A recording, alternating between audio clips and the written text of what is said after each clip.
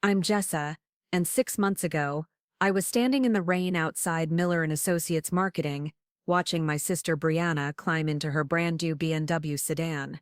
She rolled down the passenger window just enough to smirk at me, her perfectly manicured nails drumming against the steering wheel. I'd love to know which corner of the globe you're watching from.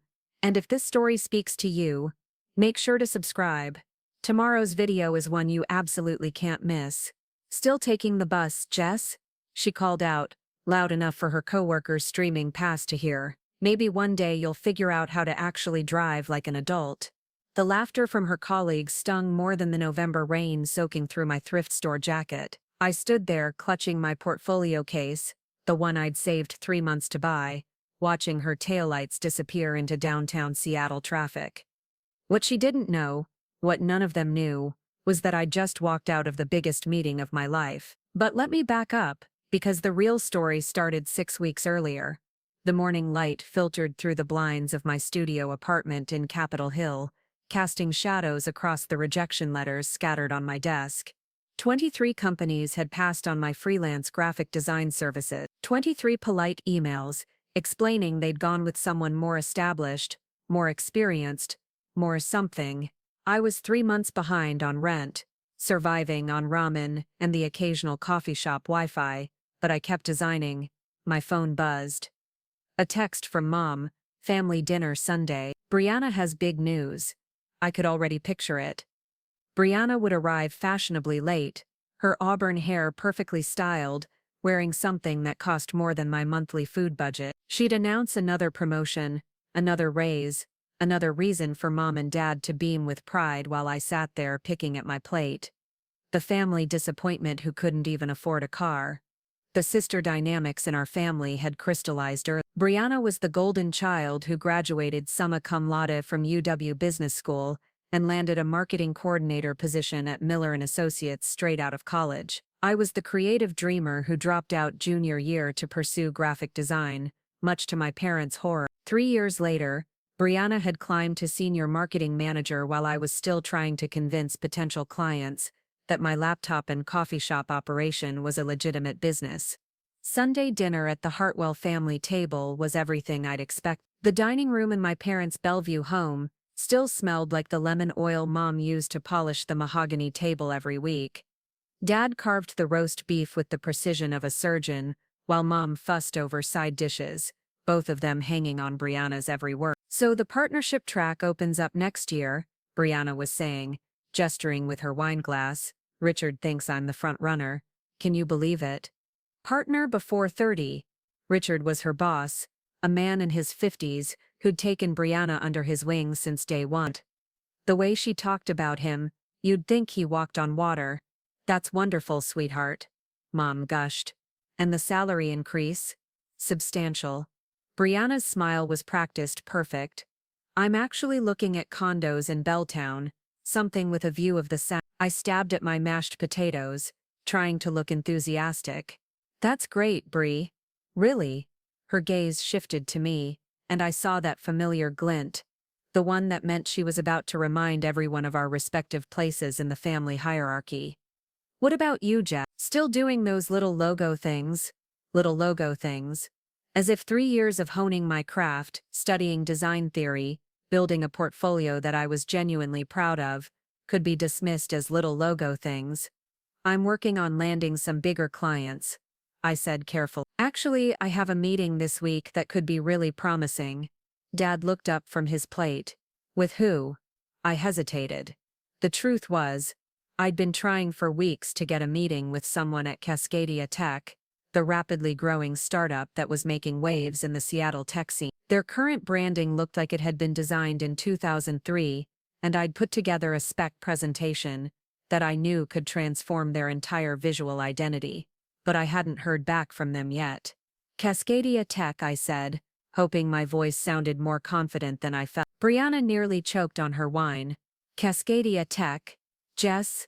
They're huge. Why would they meet with a freelancer who works out of coffee shops? The words hit like a slap. Not because they were cruel, though they were, but because they echoed every doubt I'd harbored about myself for months. Maybe because good design speaks for itself, I managed. Sure, she said, her tone dripping with condescension. But honey, this is the real world.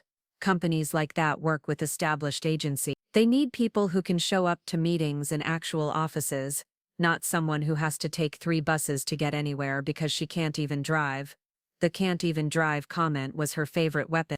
I'd failed my driving test twice in high school, then couldn't afford a car in college, and by the time I graduated, the anxiety around driving had become this insurmountable mental block. In a city like Seattle, you could get by without a car, but it marked you as different, less capable, somehow younger than everyone else. Brianna, Mom said softly, but there was no real reproach in her voice. What? I'm just being realistic. Jess needs to hear this. She's been chasing this dream for 3 years, and where has it gotten her? Maybe it's time to consider something more practical. I could probably get her an entry-level position at Miller & Associates. Assistant level, but it's a start. The offer hung in the air like smoke. Assistant level, at my sister's company, where I'd be the charity case, the family member who couldn't make it on her own, and needed to be rescued by her successful sister. Thanks, I said quietly, but I'm good. The conversation moved on to other topics, but I spent the rest of dinner replaying that moment, the way Brianna had dismissed my work, my dreams, my entire career with such casual cruelty, the way my parents had said nothing in my defense, the way she'd made that job offer sound like a generous gift instead of the humiliation it would be. I took 2 buses home that night, staring out the rain-streaked windows at the city lights blurring past. By the time I climbed the stairs to my apartment, something had shifted inside me. The sting of her words had crystallized into something harder, more focused. I sat down at my laptop and opened my email. No response from Cascadia Tech yet, but that didn't matter. I started typing a new message to every design contact I'd made over the past 3 years, every potential lead I'd been too intimidated to pursue seriously. If Brianna thought I was just some coffee shop dreamer, then I'd prove her wrong. The breakthrough came on a Tuesday. I was sitting in my usual spot at Victrola Coffee on Capitol Hill, nursing a single Americano I'd made for 3 hours, when my phone rang. Unknown number. Jessa Hartwell. This is Marcus Chen from Cascadia Tech. My heart stopped. Marcus Chen was the CEO, the guy who'd built the company from 3 people in a garage to a team of 200 in 5 years. I'd sent my portfolio to their general contact email 3 weeks ago, never imagining it would reach him directly. I've been looking at your design work, he continued. Can you come in Thursday morning? I'd like to discuss a complete rebrand project. Complete rebrand. The holy grail of graphic design projects. The kind of work that could establish a career, set up a designer for years. Yes, I managed. Absolutely. What time? 10 a.m. And Jessa, bring your best ideas.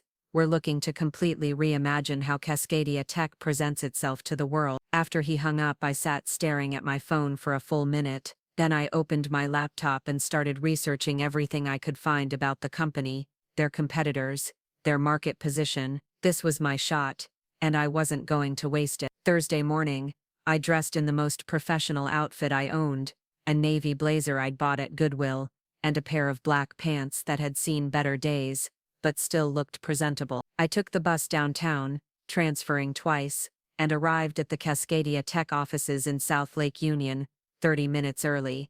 The building was sleek glass and steel, the kind of place I'd only seen from the outside. The lobby had that startup aesthetic, exposed brick, industrial lighting, a coffee bar that probably served better lattes than most cafes. I gave my name to the receptionist, a woman about my age with purple hair and a genuine smile.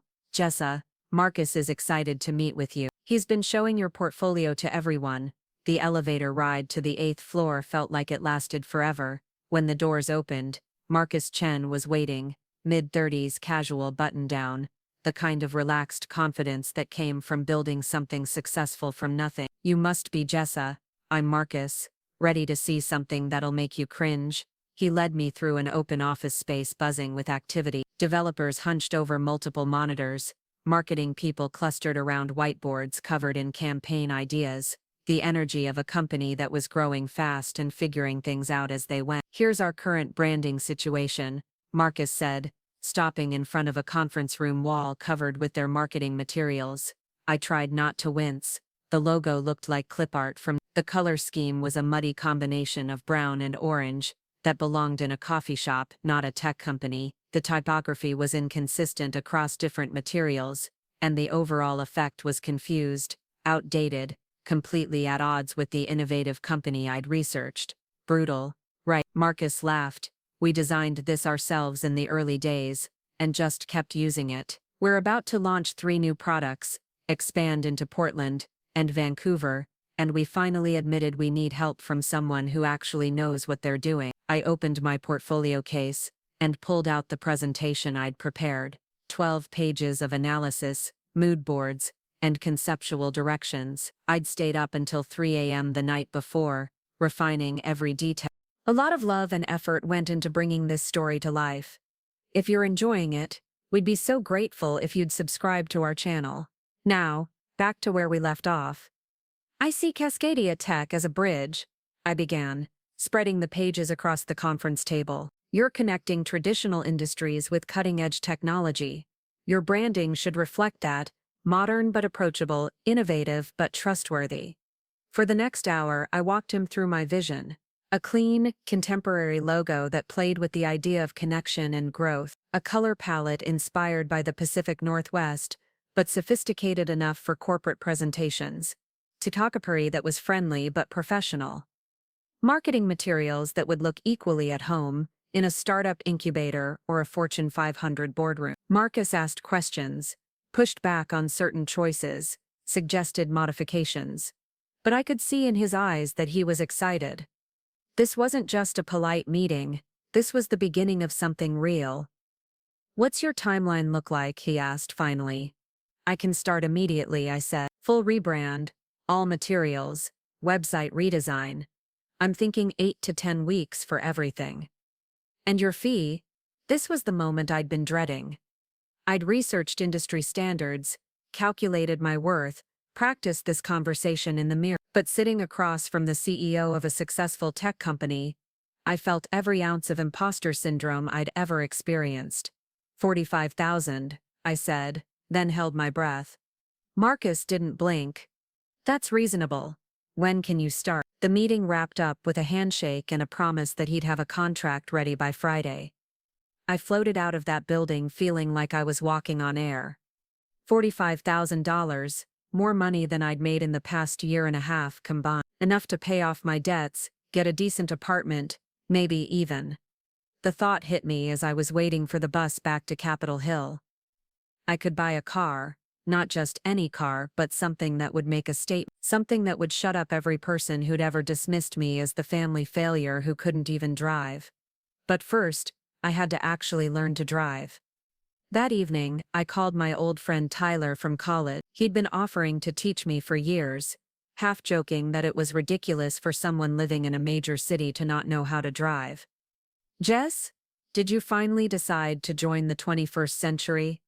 I got the job, Ty. The big one I told you about. Holy shit.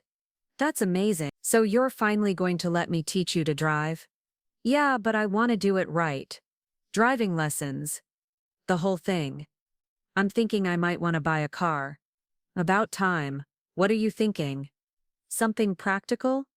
Reliable? I stared out my apartment window at the city lights below, thinking about Brianna's BMW, about her smirk, about the way she'd dismissed my dreams with such casual cruelty. Actually, I said slowly, I'm thinking of something that makes a statement. 3 weeks later, I was behind the wheel of a driving instructor's Honda Civic, practicing parallel parking in a Walgreens parking lot. The instructor, a patient woman named Carol, had worked with anxious drivers before, but even she seemed surprised by how quickly I picked it up. You're a natural, she said after I executed a perfect 3-point turn. Most people take months to get this comfortable. You sure you've never driven before? The truth was, I was motivated in a way I'd never been before. Every time I felt nervous about merging or uncertain about a turn signal, I thought about Brianna's voice. Can't even drive like an adult. The anger fueled my focus. I passed my driving test on the first try.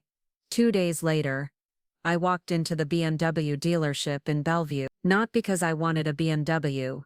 I had something else in mind, but because I wanted to see what my sister's car had actually cost. The salesman, an eager young guy named Brett, practically salivated when I mentioned I was looking to buy something in cash. "We have some beautiful certified pre-owned models," he said, leading me toward a row of sedans that all looked identical to Brianna's. "What's your budget range?"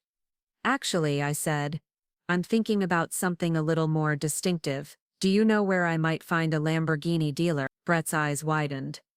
"Lamborghini? Well, there's Lamborghini Seattle in the International District, but those are, the entry-level models start around 200,000. "Perfect," I said. "Could you give me direction?" The Cascadia Tech rebrand was going better than I'd ever imagined. Marcus had approved every concept, and the feedback from his team was overwhelmingly positive. More importantly, word was getting out. I'd already received inquiries from 2 other companies who'd seen my work and wanted to discuss similar projects. But the real breakthrough came when Marcus called me into his office for what I thought was a routine check-in. "Jessa, I have a proposition. We're opening a Portland office next month, and we're going to need someone to handle all the marketing materials, signage, local branding initiatives. Would you be interested in taking that on?" It would be a 6-month contract, probably another 60,000. 60,000. On top of the 45 I was already making. I tried to keep my expression professional, but inside I was doing cartwheels. "That sounds incredible," I managed. "There's one catch," Marcus continued. "You'd need to be able to travel back and forth between Seattle and Portland regularly, several times a week, sometimes on short notice. Do you have reliable transportation?" I thought about the Honda Civic I'd been considering, the practical choice that would get me from point A to point B without breaking down. Then I thought about Brianna, about her BMW, about the look on her face when she'd offered me that assistant-level position at her company. "Transportation won't be a problem," I said. That afternoon, I drove my rental car to Lamborghini Seattle. The showroom was like stepping into another world. Sleek curves and aggressive lines, cars that looked like they belonged on a racetrack more than a Seattle street. The price tags made my head spin. 200,000, 300,000, some approaching $500,000. "Can I help you?" The salesman who approached was older, more refined than the BMW guy. He looked me up and down, taking in my jeans and cardigan, and I could see him calculating whether I was a serious buyer or just someone who'd wandered in to gawk. "I'm looking for something in the 200,000 range," I said, "something that makes an impression." His demeanor shifted immediately. "Of course. Let me show you the Huracan. It's our entry-level model, but don't let that fool you. 600 horsepower. 0 to 60 in under 3 seconds. An absolute masterpiece of engineering." The car was stunning, bright yellow, low and wide, with an interior that looked like a fighter jet cockpit. I ran my hand along the hood, feeling the perfect smoothness of the paint. "Can I take it for a test drive?" The salesman, his name tag read David, looked uncertain. "Do you have experience with high-performance vehicles?" "I'll be careful, I promise." 20 minutes later, I was behind the wheel of a $250,000 supercar, cruising through downtown Seattle. The engine growled like a caged animal, and every head turned as I passed. At a red light, a group of teenagers on the sidewalk pointed and took pictures. A businessman in a Mercedes pulled up next to me and gave me a thumbs up. This was power. This was the kind of statement I wanted to make. Back at the dealership, I told David I'd take it. "Excellent choice," he said. "We'll need to run a credit check, and financing usually takes—" "I'll be paying cash," I interrupted. David's eyebrows shot up. "Cash? For the full amount?" "Well, a cashier's check, but yes, the full amount." The paperwork took 2 hours. Insurance, registration, title transfer. By the time I drove off the lot, the sun was setting, and the city lights were starting to twinkle. I had 3 weeks of driving experience and was now behind the wheel of one of the fastest cars on the road. But I wasn't nervous. I was exhilarated.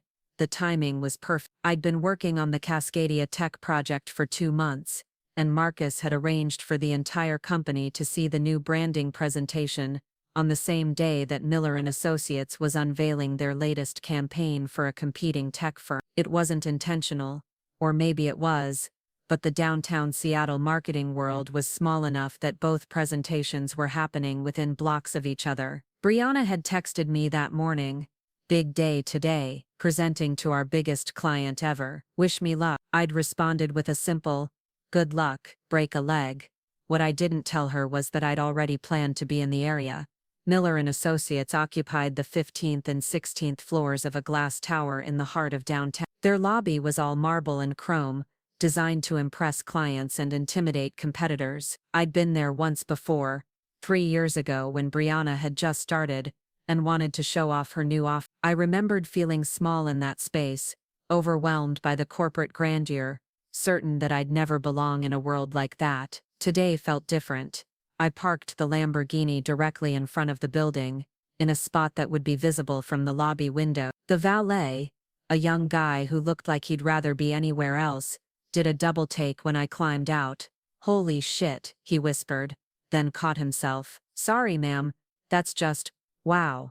Take good care of her," I said, handing him the key. Inside the lobby I could see Brianna through the glass walls of a conference room on the mezzanine level. She was in full presentation mode, gesturing animatedly at a screen while a group of suited executives watched. She looked confident, polished, completely in her element. I checked the time on my phone, 4:47 p.m. In 13 minutes her meeting would end, and she'd emerge into the lobby with her clients, basking in the afterglow of what she'd probably convinced herself was a brilliant presentation. I found a chair in the lobby where I had a clear view of both the elevators and the conference room, and I waited.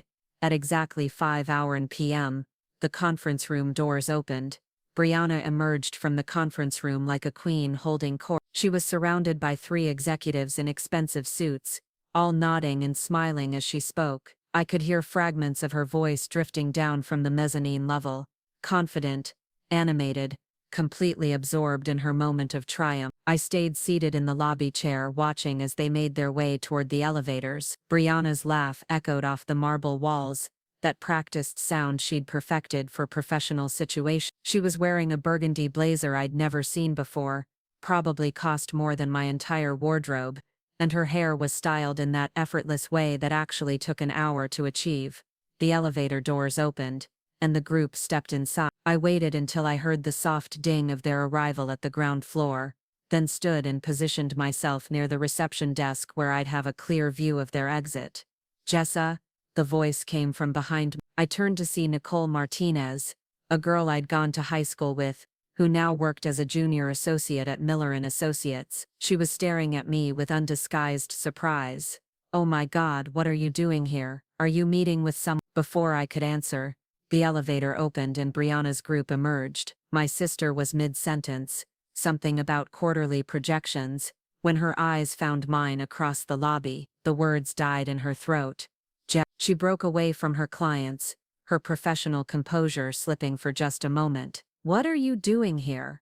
I smiled, the same polite smile I'd worn at Sunday dinner. "Hey Bree, just finished a meeting nearby, thought I'd stop by and see where you work." Her eyes narrowed slightly. She could sense something was off, but couldn't put her finger on what. "A meeting? What kind of meeting?" "Business stuff, you know how it is." One of the executives, a silver-haired man who radiated authority, approached us. "Brianna, aren't you going to introduce us to your friend?" "This is my sister Jessa," she said, her voice carefully neutral. "Jessa, this is Robert Caldwell, CEO of Pinnacle Industries." Robert Caldwell. I recognized the name. Pinnacle was one of the largest tech companies in the Pacific Northwest, a direct competitor to Cascadia Tech. The irony wasn't lost on me. "Pleasure to meet you," I said, shaking his hand. "How did the presentation go?" "Excellent," Robert replied. "Your sister has some brilliant ideas for our new product launch. We're looking forward to working with Miller and Associates." Brianna's chest puffed with pride.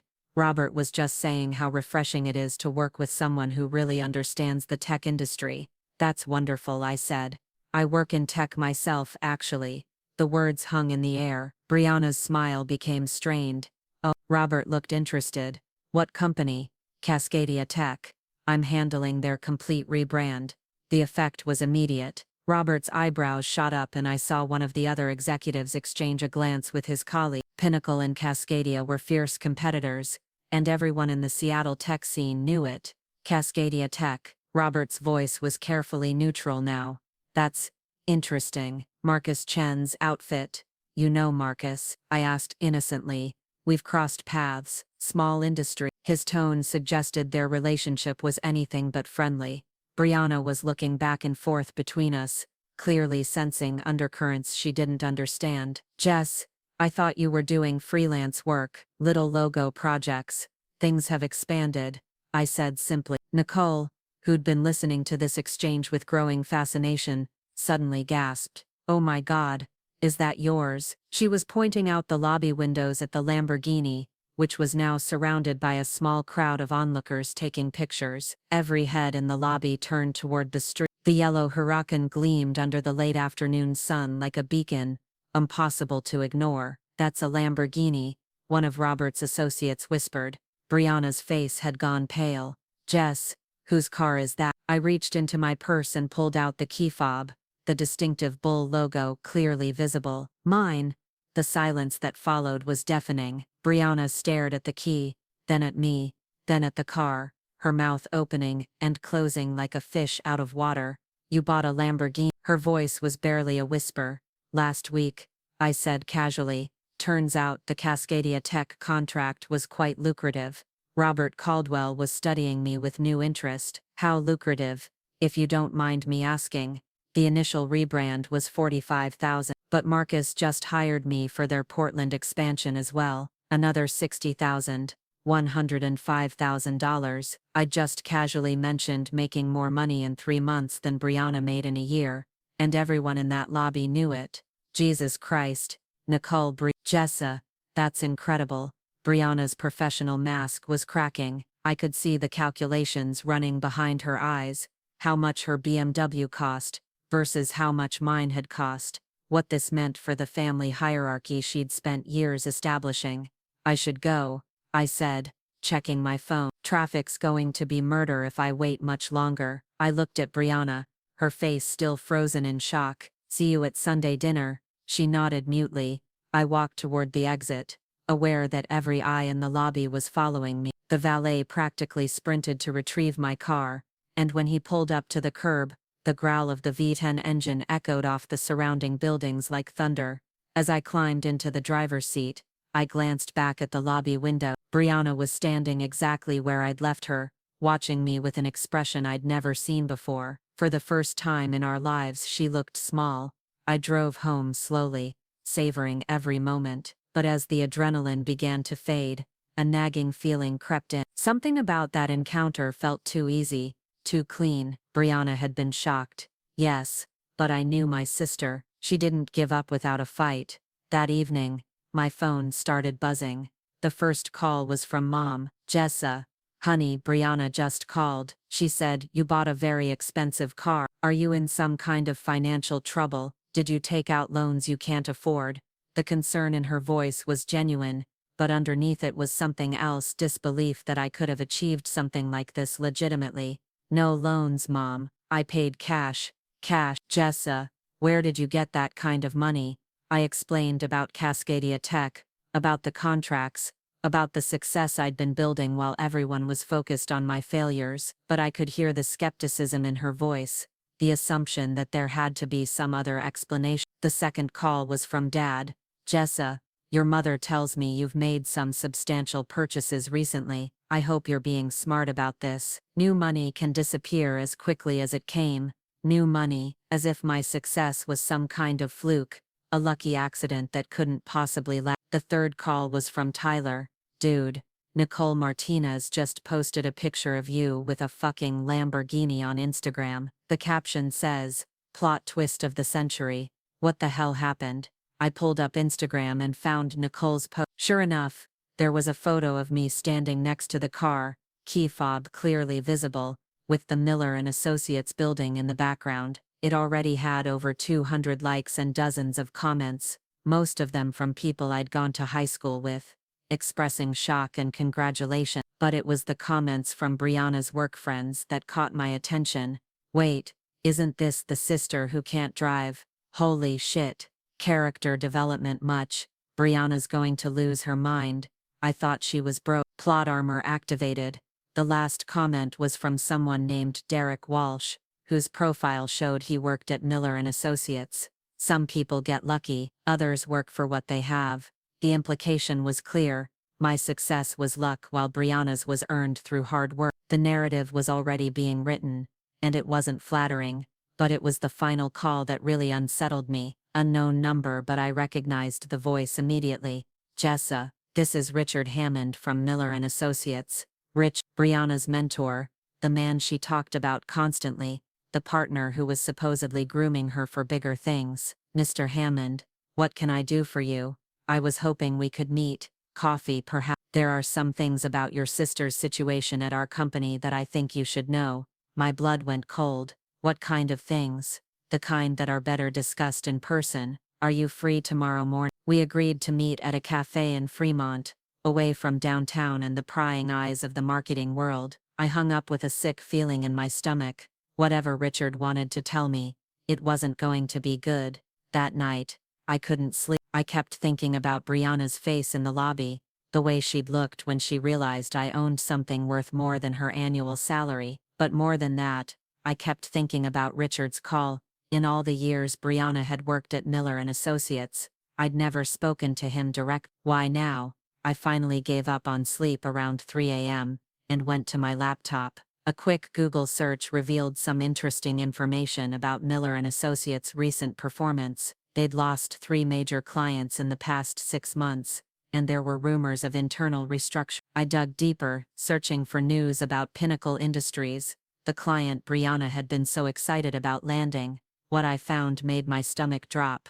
Pinnacle Industries was in serious financial trouble. Their stock had plummeted 40% in the past quarter, and industry analysts were predicting they'd file for bankruptcy within 6 months. The major client Brianna was so proud of landing was a sinking ship, and anyone with basic research skills could have discovered that in 5 minutes. Either Brianna didn't know, which would be embarrassing, or she knew and hadn't told her bosses, which would be worse.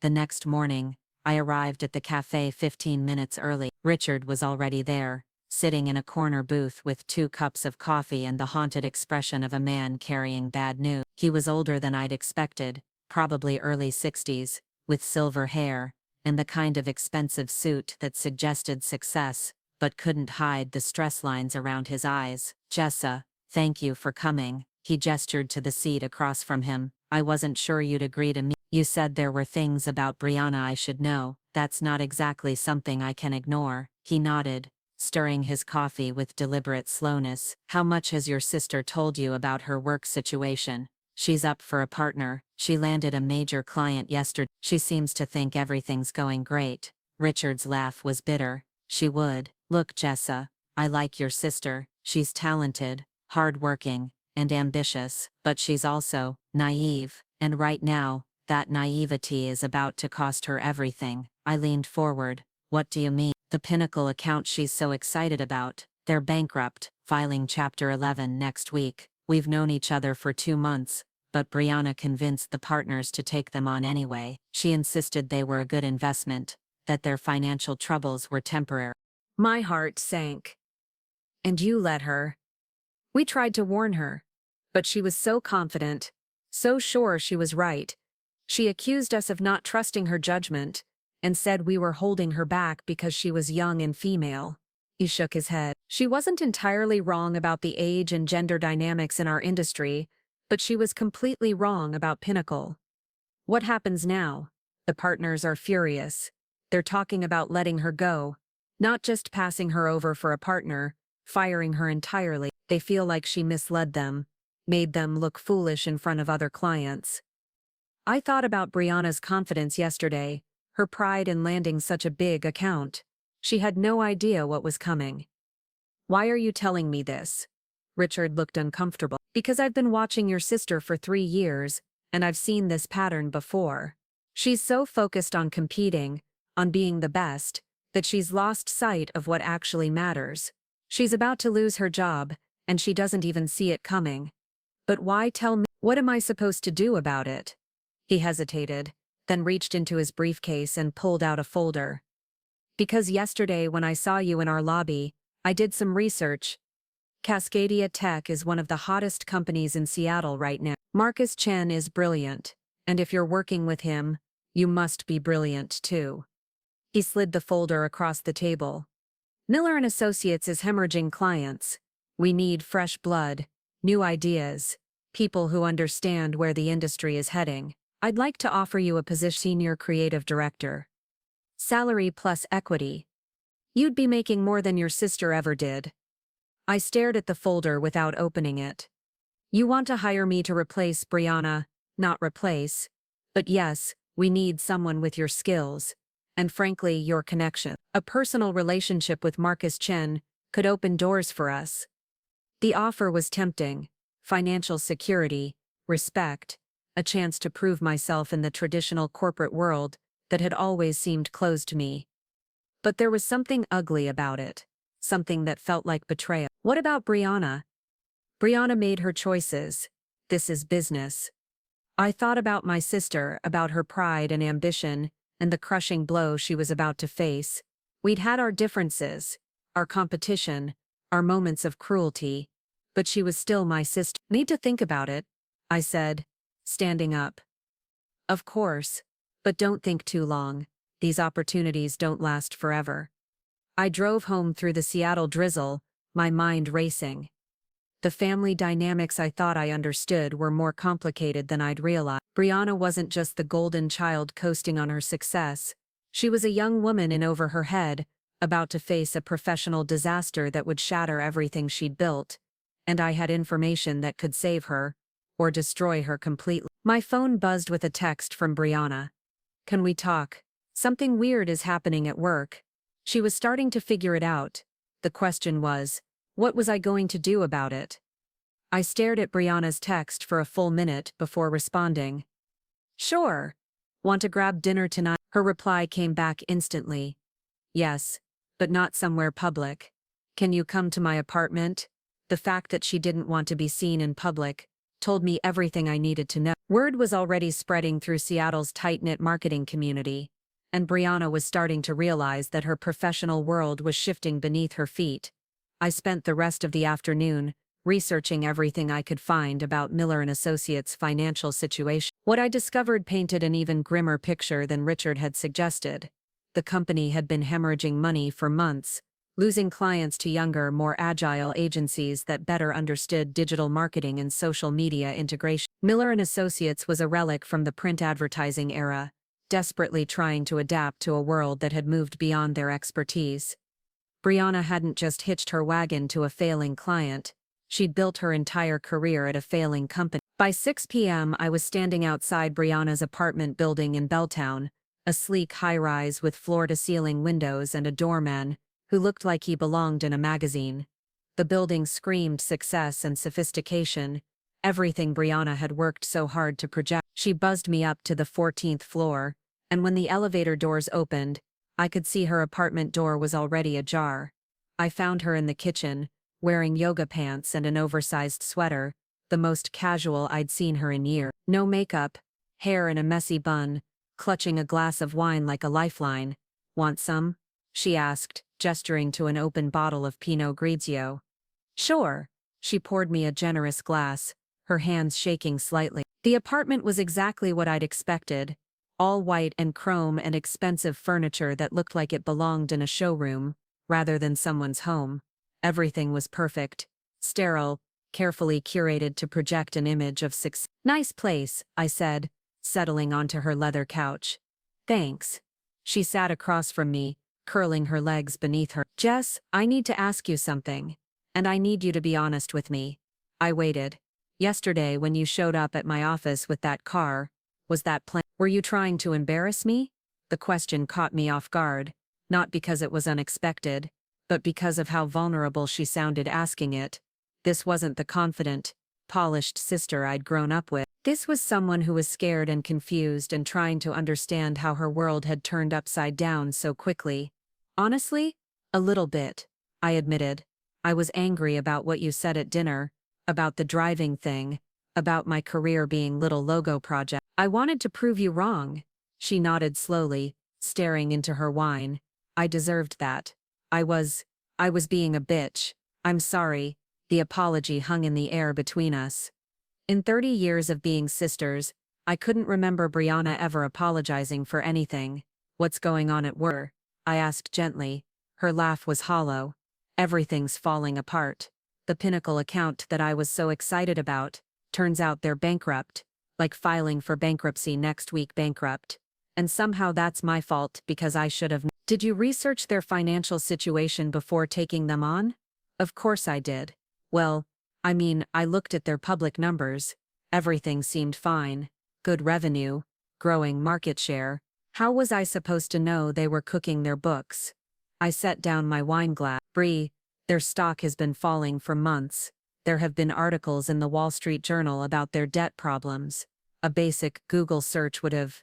I know that now, she snapped, then immediately looked contrite. Sorry, I'm stressed. Richard keeps calling me into meetings, asking if there's anything else I need to tell them about the account, like I'm hiding something. I thought about my conversation with Richard, about his job offer, about the folder sitting in my car with salary figures that would change my life. But looking at my sister, really looking at her, I saw something I'd never noticed before. Beneath all the polish and confidence, she was just as insecure as I'd always been. She'd just gotten better at hiding it. There's something else, she continued. I've been hearing rumors about layoff, and apparently some new hotshot is being brought in for a senior position. Someone with fresh perspectives and innovative ideas. She made air quotes around the phrase. I'm starting to think that someone might be replacing me.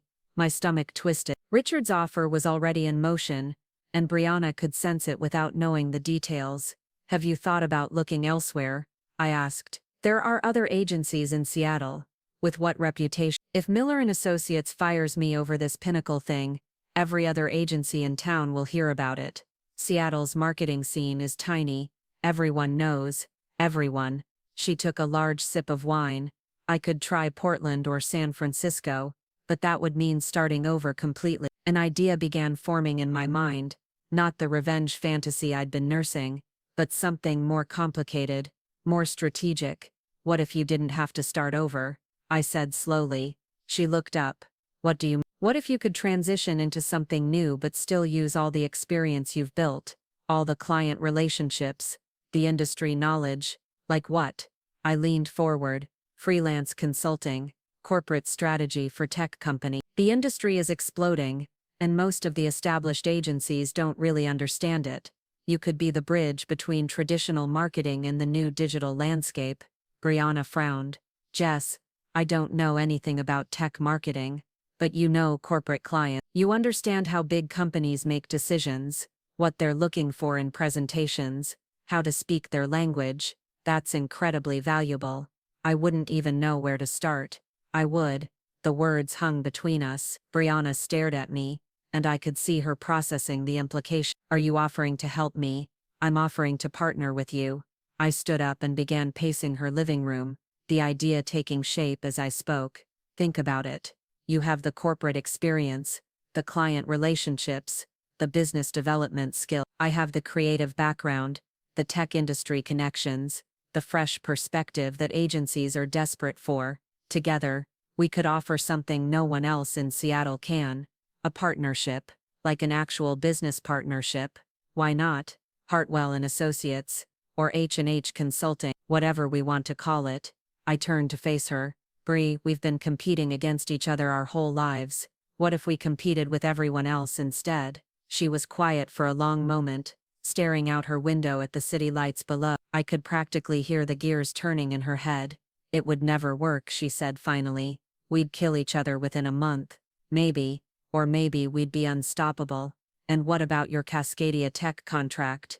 You can't just abandon Marcus after he took a chance on you. I wouldn't abandon him. Marcus would be our first major client. The rebrand project is almost finished anyway, and he's already talking about other companies that need similar work. He could be our pipeline into the tech world. Brianna was weakening. I could see it in her posture, the way she was leaning forward now instead of curled defensively in her chair. What about startup costs, office space, equipment, legal fees? I have money now, remember? And you have contacts in the corporate world. We could bootstrap this thing for 6 months, see if it has legs. You'd really do that? Risk everything you've built to go into business with me, after everything I've said, the way I've treated you? I sat back down, looking directly into her eyes. Bree, we're sisters. That has to count for something. What I didn't tell her was that this plan served my purposes too. I'd researched enough over the past few days to know that Seattle's marketing landscape was ripe for disruption. The old guard agencies like Miller and Associates were dying, but they were leaving behind a vacuum that someone with the right combination of skills could fill. More importantly, I'd realized that my success with Cascadia Tech wasn't just about individual talent. It was about understanding the intersection between creative vision and business strategy. Brianna had the business strategy part down cold, even if she'd made some recent mistake. There's one condition, I said. Her eyes narrowed slightly. What? Complete honesty. About everything. Our finances, our client relationships, our mistakes. No more pretending to be perfect. No more hiding problems until they explode. If we're doing this, we do it as equals. She was quiet for another long moment. Then she raised her wine glass. To Hartwell and Associates. I clinked my glass against hers. To Hartwell and Associates. But even as we were toasting our potential partnership, I was already thinking 3 steps ahead. This wasn't just about helping my sister or building a business. It was about positioning myself exactly where I needed to be, for what came next. Over the next 2 hours we sketched out a rough business plan on the back of takeout menus, target clients, service offerings, pricing structure. Brianna's corporate experience became obvious as she walked through revenue projections and client acquisition strategies with the fluency of someone who'd been doing this for years. We'd need to move fast, she said, scribbling notes in the margin. If Miller and Associates is really planning to fire me, I want to get ahead of it. Leave on my terms, not theirs. How much notice would you need to give? 2 weeks is standard, but, she paused, looking uncomfortable. There's something else I haven't told you, about Rich. I kept my expression neutral. What about him? He's been, I don't know how to say this, inappropriate. Not sexually inappropriate, but he's been making comments about how I need to be more grateful for his mentorship, implying that my success is more about his guidance than my own work. My hands tightened around my wine glass. What kind of comments?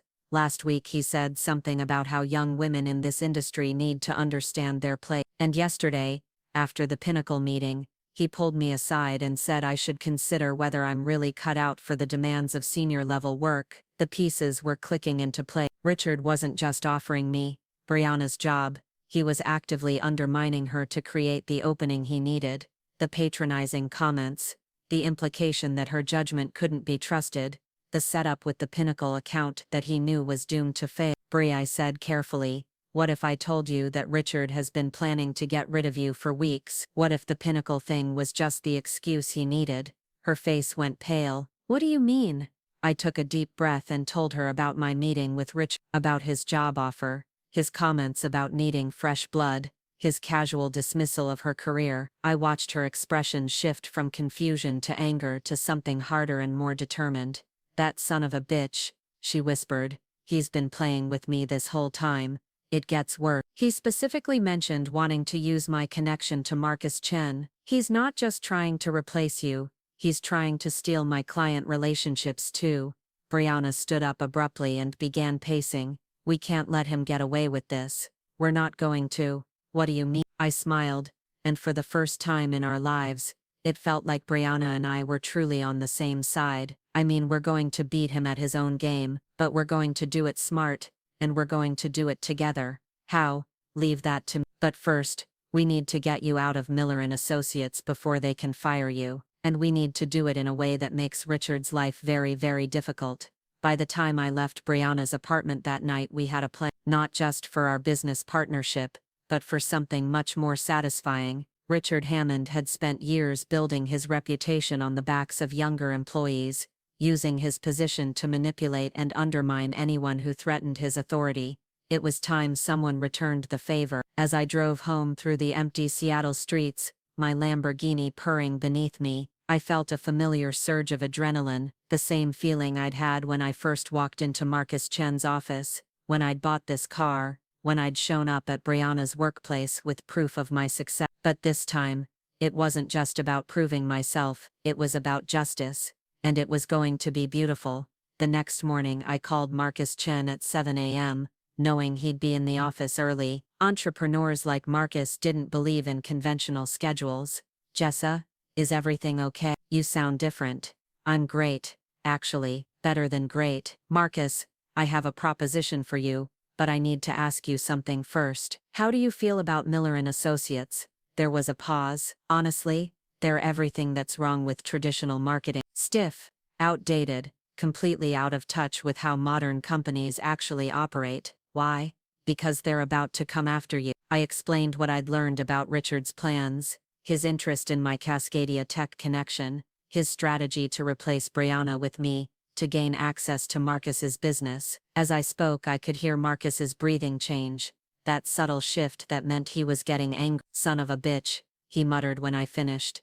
"So they want to use you to get to me." "That's the plan, but Marcus, what if we turned the tables? What if we used them to get exactly what we want?" "I'm listening." I outlined the partnership with Brianna, our plan to launch Hartwell and Associates, and most importantly, how Marcus could help us destroy Richard's credibility while positioning himself as a forward-thinking leader in the process. "Here's what I'm thinking," I said. "Miller and Associates is going to pitch you next month. Richard will come in with his standard corporate presentation, probably trying to convince you that you need their established expertise and proven track record, and you let them think they have a chance. String them along, get them to invest time and resources in a presentation. Then, when they're feeling confident, you announce that you're actually going with Hartwell and Associates, a new agency founded by two women who actually understand both traditional corporate marketing and cutting-edge tech innovation." Marcus was quiet for a moment.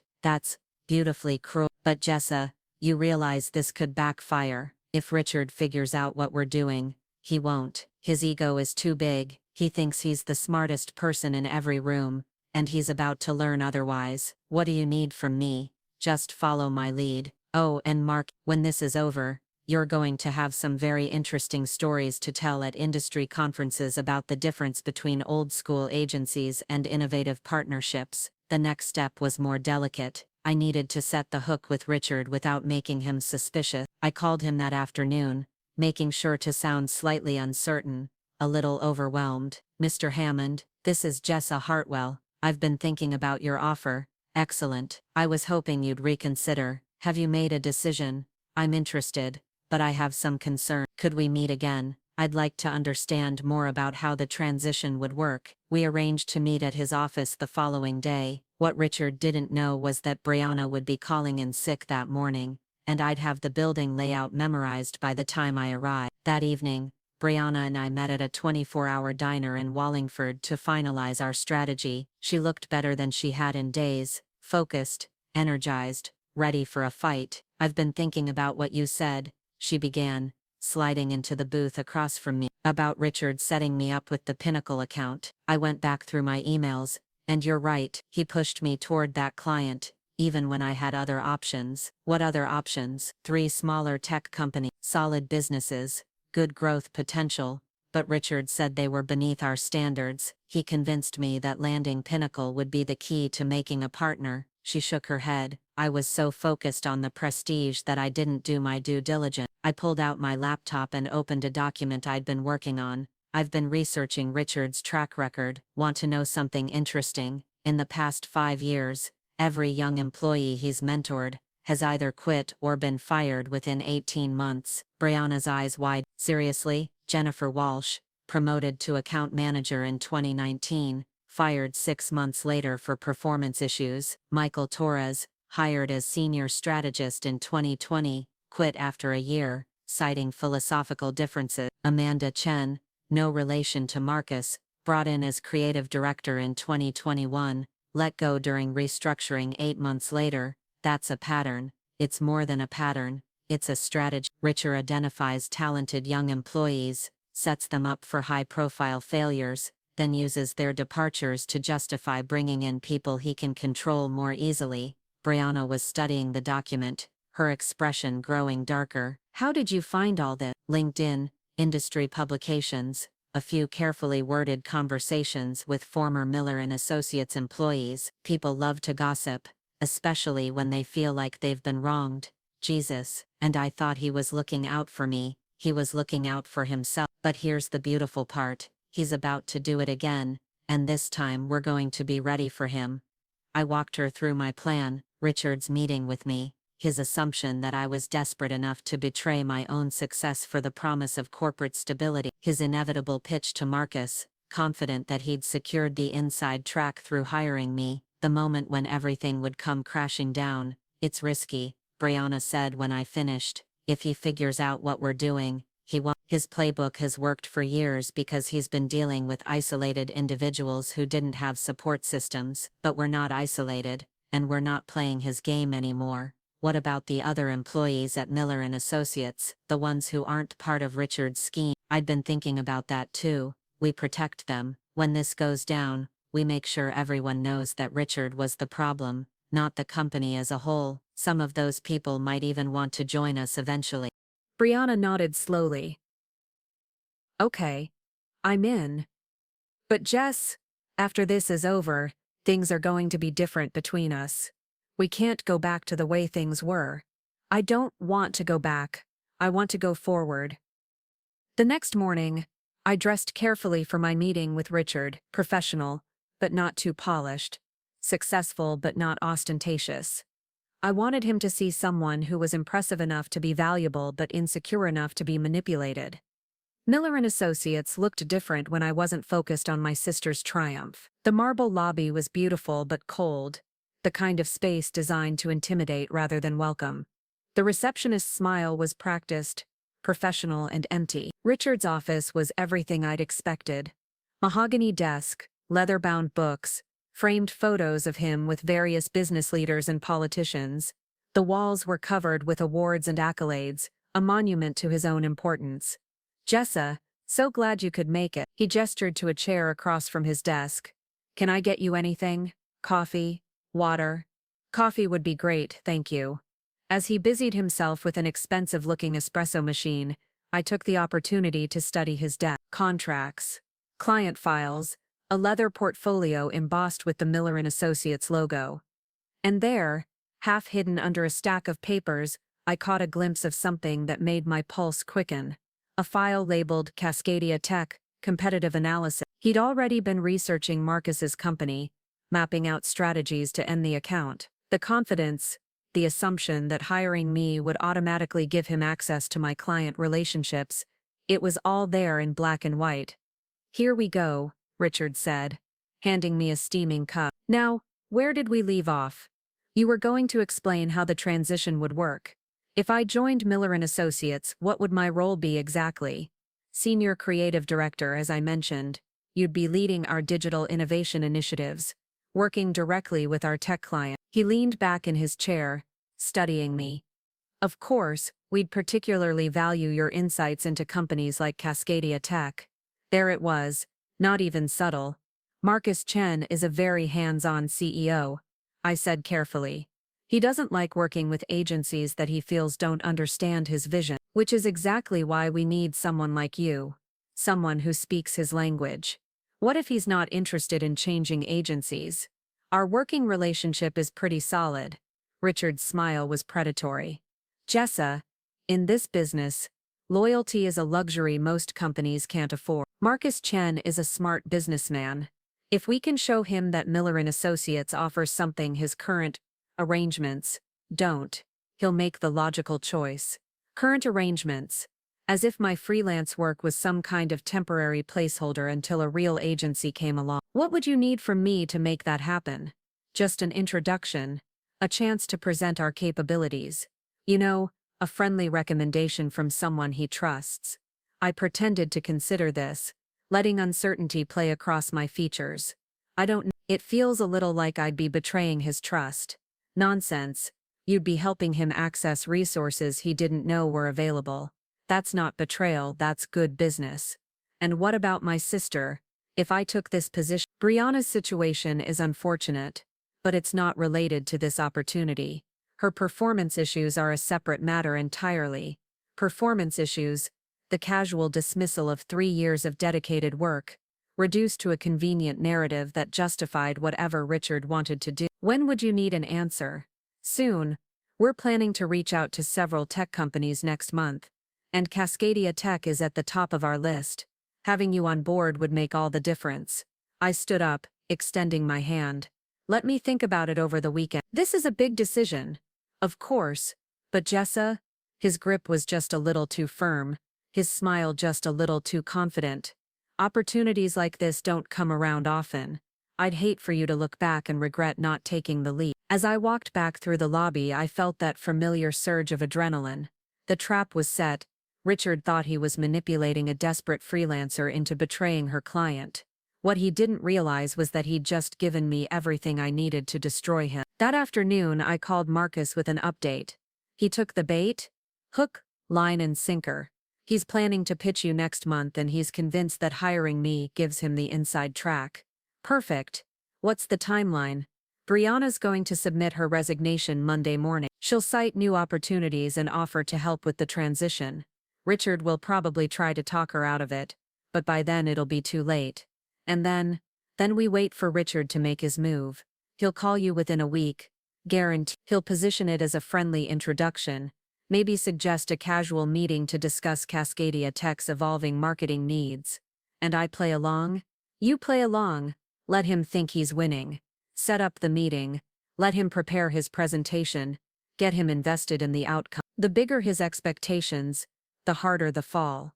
That evening, Brianna and I met at her apartment one last time to go over the final details.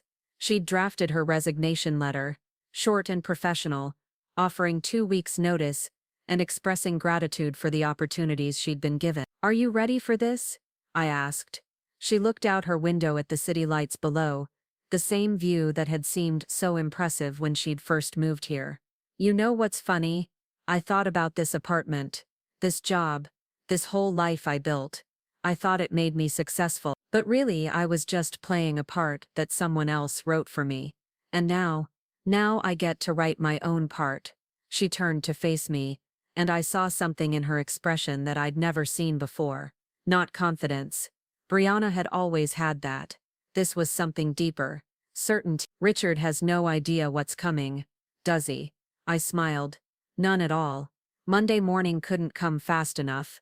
Monday morning arrived with the kind of Seattle drizzle that made everything look gray and uncertain. But I felt crystal clear as I sat in my Lamborghini outside the Cascadia Tech building, watching Richard Hammond's black Mercedes pull into the visitor parking area at exactly. He was 2 minutes early for his 10 a.m. meeting with Marcus, the meeting that was supposed to secure him the biggest client acquisition of his career.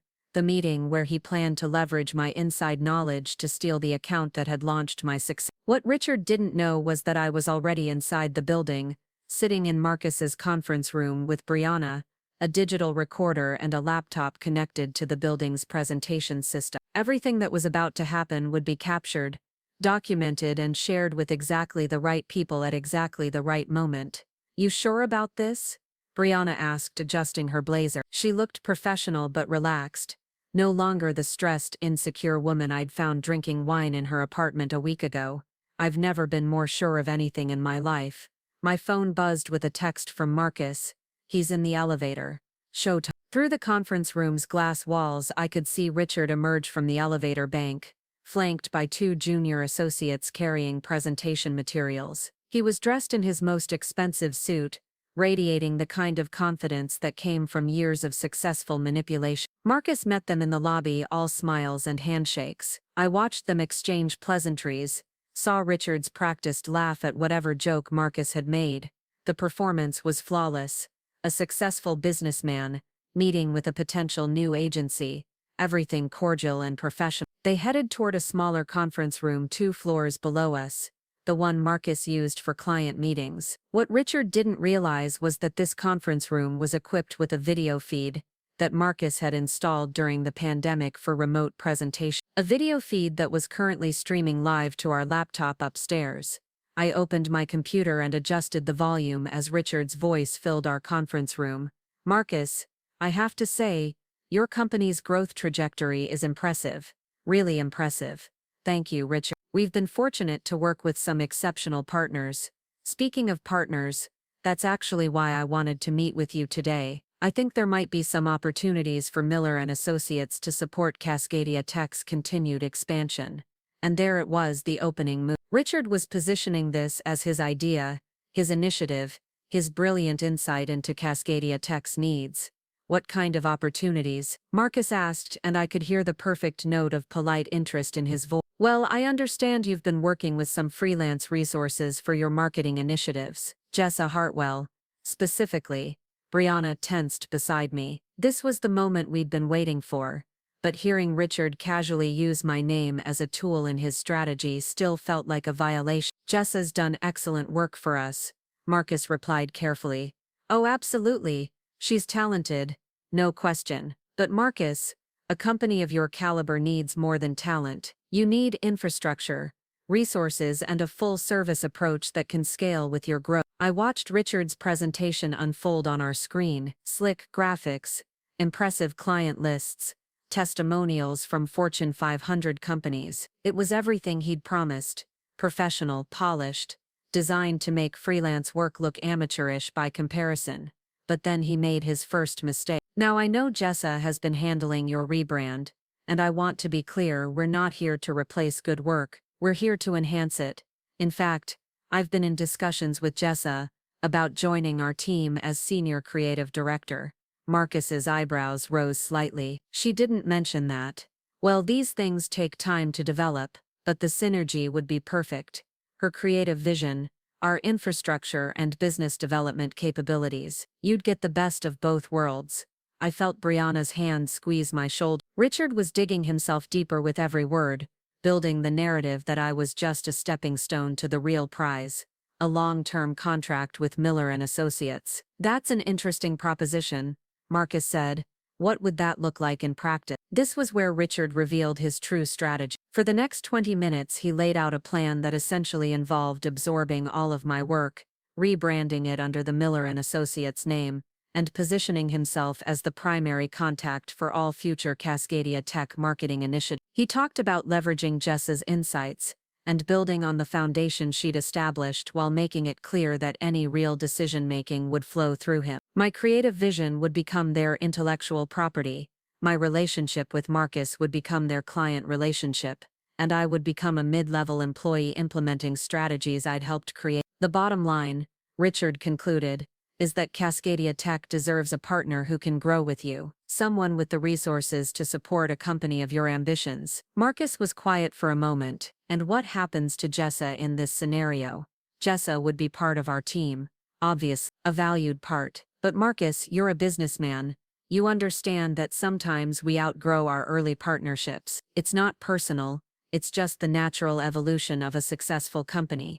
That was the line that broke something inside me. Not personal. As if 3 months of late nights, creative breakthroughs, and collaborative problem-solving could be dismissed as easily as upgrading office furniture. Richard, Marcus said slowly, can I ask you something? Of course. Did Jessa actually agree to join your team? There was a pause. I could see Richard's confidence waver for just a moment. Well, we're still in discussions, but I'm confident we can work out terms that make sense for everyone. Interesting, because I spoke with Jessa this morning, and she had a very different story to tell. Another pause, longer this time. I'm sorry? She told me about your conversation, about how you've been systematically undermining young employees at your company, including your own sister, about how you tried to use her connection to me to steal the account she'd worked so hard to build. The silence that followed was deafening. I could see Richard's face on the screen, confusion giving way to something that looked like panic. Marcus, I think there's been a misunderstanding. The only misunderstanding, Marcus interrupted, is that you thought I was stupid enough to fall for this. That was my cue. I stood up, smoothed my skirt, and headed for the elevator. Brianna followed, both of us moving with the calm precision we'd rehearsed. 2 minutes later, the conference room door opened and we walked in. Richard's face went through several expressions in rapid succession: surprise, confusion, recognition, and finally a dawning horror as he realized exactly how badly he'd miscalculated. Hello, Richard, I said, taking a seat at the conference table like I belonged there. I hope you don't mind if we join you. What is this? His voice was tight, controlled, but I could hear the panic underneath.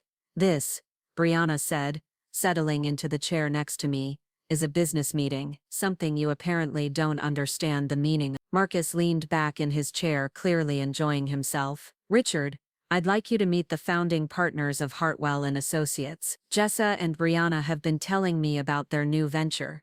Hartwell and Associates. Richard looked back and forth between us. Brianna, what are you talking about? You work for me. Actually, Brianna said, pulling out a folded piece of paper. I don't. This is my resignation letter. Effective immediately. I submitted it this morning. Richard snatched the letter, scanning it quickly. You can't be serious. After everything I've done for you, everything you've done to me, she corrected. There's a difference. I opened my laptop and turned it toward Richard. On the screen was a detailed timeline of his manipulation tactics, complete with documentation from former employees and email records that Brianna had carefully preserved. We know about Jennifer Walsh, I said calmly. We know about Michael Torres and Amanda We know about every talented young employee you've systematically destroyed to protect your own position. Richard's face had gone pale. Those are confidential personnel matters. Nothing confidential about it, Brianna said. These people were happy to share their experiences once they realized they weren't isolated incidents. Marcus leaned forward. Richard, I have to ask, did you really think you could walk into my office and try to steal my marketing partner right in front of me? Marcus, this is all a misunderstanding. These two are obviously working together to what? Build a successful business, provide excellent service to their clients, create something innovative instead of just recycling 40-year-old strategy. I pulled out my phone and opened the voice recording app.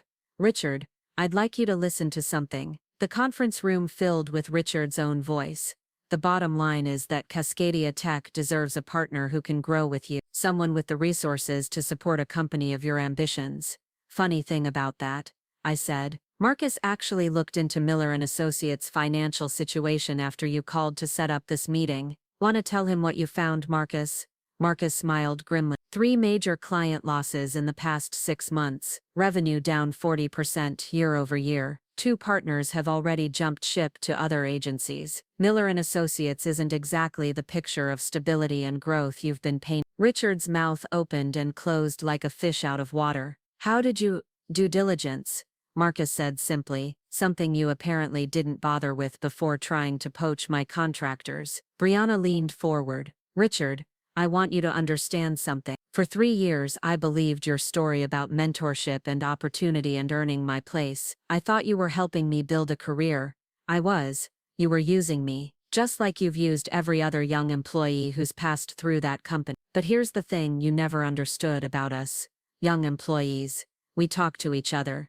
She pulled out her own phone and opened a group chat. Jennifer, Michael, Amanda, and 6 other Miller and Associates alumni. We've been comparing notes for the past week. Did you know that every single one of them received the exact same speech about understanding their place in the industry? Richard stood up abruptly. This is harassment. I don't have to listen to this. Actually, I said, gesturing to the laptop.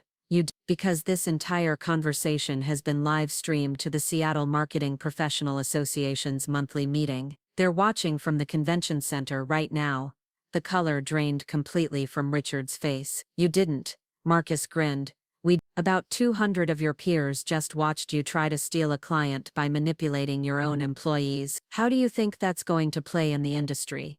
I stood up and walked around the table until I was standing directly in front of Richard. For 30 years, men like him had made me feel small, invisible, less than. Today, I finally understood that their power was an illusion, and illusions only worked when people believed in them. Richard, I said quietly, you told me last week that opportunities like this don't come around often. You were right. The opportunity to completely destroy your professional reputation doesn't come around often. But when it does, I gestured toward the laptop screen, where the chat feed from the SMPA meeting was exploding with comments. Colleagues, competitors, potential clients, all watching Richard Hammond's career implode in real time. When it does, I continued, you should probably make sure you're not the one being destroyed. Richard grabbed his presentation materials and headed for the door, his 2 associates scrambling to follow. But before he could leave, Brianna called out, Richard, One more thing. He turned back, his face a mask of fury and humiliation.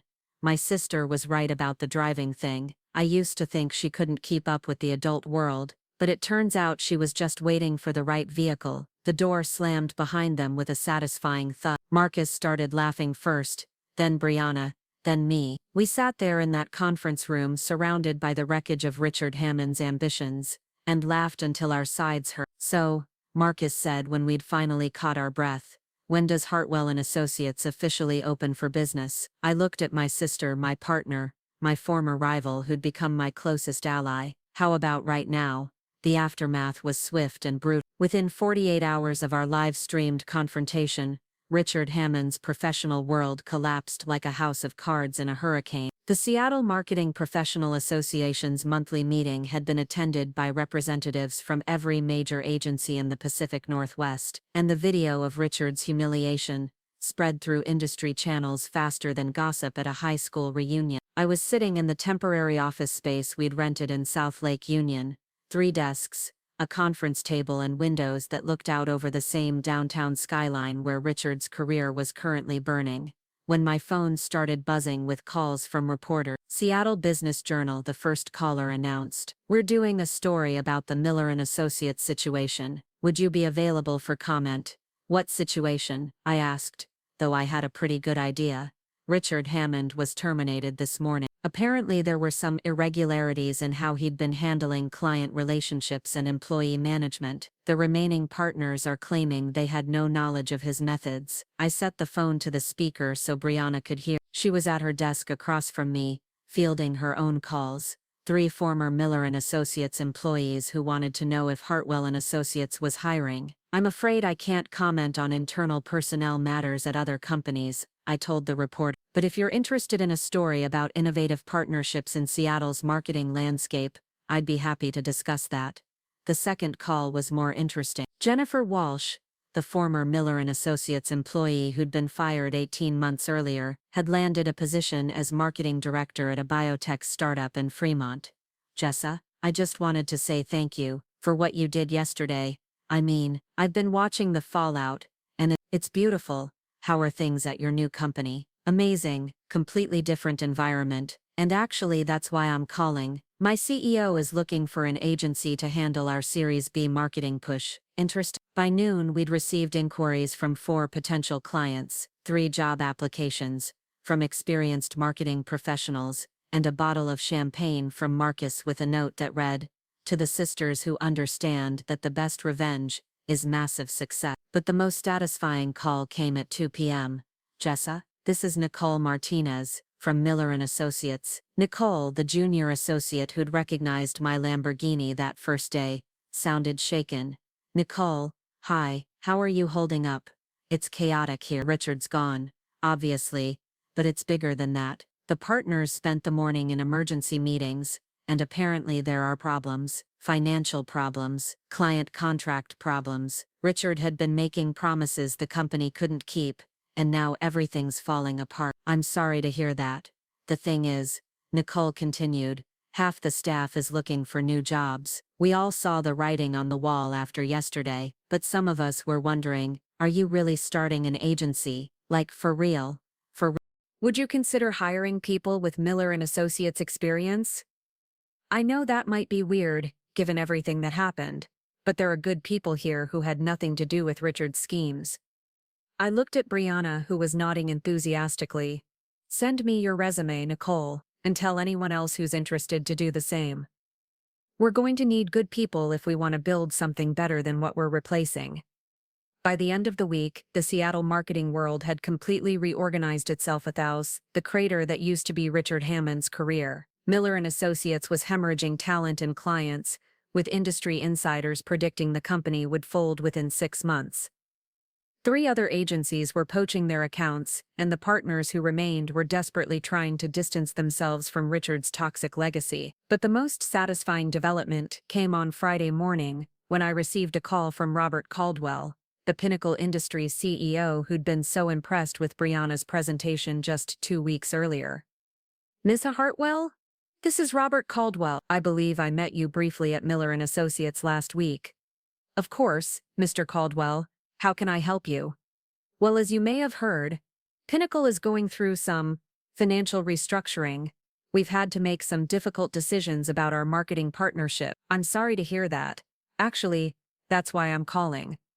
We're emerging from bankruptcy with a clean slate and a new business plan. We're looking for an agency that understands transformation, that can help us rebuild our brand from the ground up. Your sister's work was impressive, but after watching what happened this week, I think you two might be exactly what we need. I nearly dropped the phone. Pinnacle Industries, the failed client that Richard had used to justify firing Brianna, was offering to work with us directly. Mr. Caldwell, I appreciate the call, but I have to ask, why us? There are much larger agencies that specialize in corporate restructuring. His laugh was rueful, because larger agencies think like Richard Hammond. They see a company in bankruptcy and assume it's a lost cause. But transformation isn't about size or prestige, it's about vision and execution. And frankly, after watching you two outmaneuver one of the most established players in the Seattle market, I'm pretty confident in your ability to handle whatever challenges we might face. The Pinnacle account became our first major client, not the liability Richard had painted it as, but a showcase for exactly the kind of innovative thinking that traditional agencies couldn't provide. Within 3 months, we'd helped them rebrand as a lean, agile company focused on sustainable technology solutions. Within 6 months, they'd secured new investment and were growing faster than they ever had before bankruptcy. But the real validation came from an unexpected source. I was leaving our new office space, we'd expanded to a full floor in a converted warehouse in Georgetown, when I spotted a familiar figure sitting in the parking garage. Richard Hammond, behind the wheel of a 10-year-old Honda Civic, waiting for someone. I walked over and tapped on his window. He looked up, and I was shocked by how much he'd aged in just 3 months. Gray at his temples, lines around his eyes, the deflated posture of a man who'd lost everything. Richard. He rolled down his window slowly. Jessa, what are you doing here? Waiting for my daughter. She's interviewing for an internship at that startup on the 3rd floor. He gestured vaguely toward the building. I'm her ride. The irony wasn't lost on me. Richard Hammond, who'd spent his career looking down on people who couldn't afford expensive cars, was now driving his daughter to job interviews in a vehicle that cost less than my monthly car payment. How are you doing? I asked, and I was surprised to find that I genuinely wanted to know. Not great, he admitted. Turns out when you build a career on manipulation and intimidation, people aren't exactly lining up to give you second chances. I'm sorry. He looked at me with something that might have been respect. No, you're not. And you shouldn't. I spent 15 years destroying people like you and your sister. Maybe it's time I learned what that felt like. Richard. Jessa, can I ask you something? That day in the conference room when you walked in, how long had you been planning it? I thought about that question for a moment. Honestly, I think I'd been planning it my whole life. I just didn't know it until you gave me the opportunity. He nodded slowly. Your sister said something similar when she quit. She said I'd been training her to replace me. I just didn't realize it. She's right. Yeah, he started his engine. Well, for what it's worth, you two built something impressive. Hartwell and Associates is getting a lot of attention, good attention. Thank you. Don't thank me. I didn't do anything to help you succeed. That was all you. As he drove away, I felt something I hadn't expected. Not satisfaction or triumph, but something closer to closure. Richard Hammond wasn't a monster, just a man who'd let insecurity and fear turn him into something ugly. His fall wasn't just justice, it was a cautionary tale about what happened when you tried to build success on other people's failures. 6 months later, I was standing in the showroom of a Mercedes dealership in Bellevue, watching Brianna test drive a brand new AMG sedan. Not because we were competing again, but because Hartwell and Associates had just signed its biggest client yet, a Fortune 500 company that wanted us to handle their complete digital transformation campaign. What do you think, Ed? She asked as she climbed out of the driver's seat, grinning like a teenager. I think it suits you, I said honestly. But more importantly, how does it feel? Like I earned it. That was the difference. 6 months ago, Brianna's BMW had been a symbol of her desperation to prove herself, to fit into a world that saw her as replaceable. This car was different. It represented actual success, real accomplishment, the kind of achievement that couldn't be taken away by someone else's manipulation. Plus, she added with a smirk, it's faster than your Lamborghini. We'll see about that. Some things never change. Brianna and I were still competitive, still pushing each other to be better, but now we were competing with the world instead of against each other. The drive back to our office took us through downtown Seattle, past the building where Miller and Associates used to operate. There was a for lease sign in the window now. The company had finally folded the month before, exactly as predicted. Most of their former employees had landed at other agencies, and 3 of them were now working for us. As we sat at a red light, Brianna turned to me. Jess, can I ask you something? Sure. That night when you came to my apartment, when you suggested we partner up, was that always the plan? Or did you really just want to help me? I've been thinking about that question myself lately. Honestly, both. I wanted to help you because you're my sister, and I love you even when you're being impossible. But I also knew that together we could build something neither of us could create alone. And the whole Richard thing, public humiliation, that was just good business. She laughed. Mom called yesterday. She wants to have Sunday dinner to celebrate our success. She's been telling everyone in Bellevue about her daughters who started their own company. Our parents had struggled to understand what had happened at first. The idea that their practical daughter and their dreamy daughter could successfully partner in business challenged every assumption they'd made about our respective strengths and weaknesses. But as the contracts rolled in and the press coverage accumulated, they'd gradually accepted that maybe they'd been wrong about us. Are you going? I asked. Only if you are. I'm not facing Mom's interrogation about quarterly projections by myself. Deal. The light turned green, and we drove in comfortable silence for a few blocks. Then Brianna said something that caught me completely off guard. You know what the weirdest part is? I actually miss the old version of us sometimes. What do you mean? The competition, the sibling rivalry, the way we used to try to one-up each other. It was toxic, but it was also simple. I always knew exactly where I stood with you. I thought about that, and now I never know if you're my business partner, my sister, or my friend. It's confusing.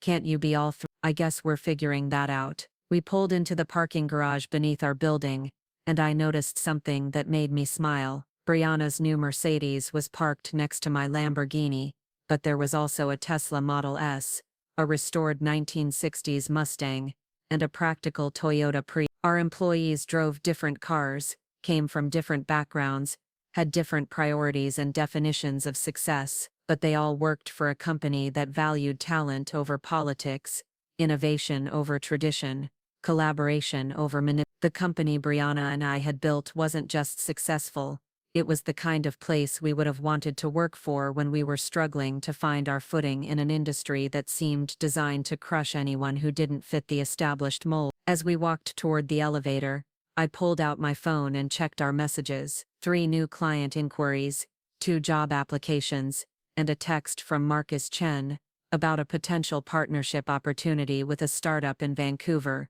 Busy day tomorrow, I told Brianna. Good. I like being busy. The elevator doors opened, and we rode up to our floor in comfortable silence. The office was empty except for the cleaning crew, but the whiteboards were covered with campaign concepts, project timelines, and strategic plans. Evidence of a company that was growing, evolving, building something meaningful. I walked over to my desk and found a small package wrapped in brown paper. Inside was a framed photo, the 2 of us at last week's Seattle Business Awards ceremony, where Hartwell and Associates had been named Emerging Company of the Year. We were both smiling, but more than that, we looked like partners, equal partner. The note attached was from Tyler, my friend who'd taught me to drive all those months ago. Remember when you thought you'd never figure out how to navigate? Turns out you just needed the right vehicle. Proud of you both. I set the photo on my desk next to the ultrasound picture that had started this whole journey, the memory box contents that had scattered across a hotel room floor when I discovered the truth about my life. That moment had felt like an ending, but it had actually been the beginning of something I never could have imagined. Brianna appeared at my shoulder, looking at the photo. We clean up nice. We do. So what's next? World domination? I looked out the window at the Seattle skyline, thinking about all the other young professionals out there, struggling to find their place, dealing with bosses like Richard Hammond, convinced that success meant accepting someone else's definition of their work. I was thinking we could start with a scholarship program, I said, for young marketers who want to start their own agencies, give them the resources and mentorship we never had. Brianna nodded slowly. I like that. Maybe we could call it the Drive Your Own Success Foundation. Too on the nose. Probably, but I like the sentiment. As we gathered our things to leave, I caught my reflection in the office window.